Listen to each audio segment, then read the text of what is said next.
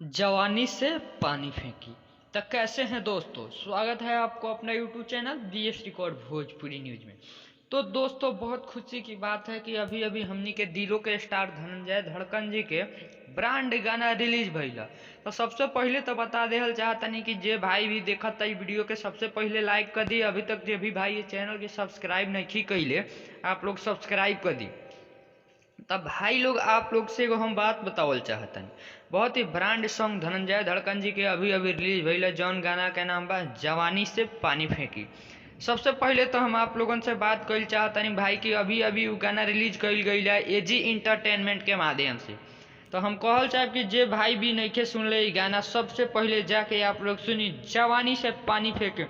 जाके उ गाना के सुनी, देखी कैसन गाना बा। लेकिन एगो बात बतावल चाहतनी भाई कि अभी तक जे भी गाना रिलीज भइल बा उ सब गाना से हटके बा, और ई गाना ऑर्केस्ट्रा में बवाल मचाई। ऐसन गाना बा जौन गाना के नाम बा जवानी से पानी फेंके।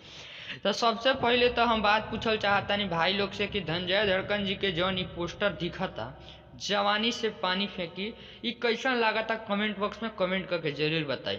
और आप लोग से एगो रिक्वेस्ट बा भाई कि जाके उ गाना आप लोग जरूर सुनी, एजी इंटरटेनमेंट के माध्यम से आ रहल बा।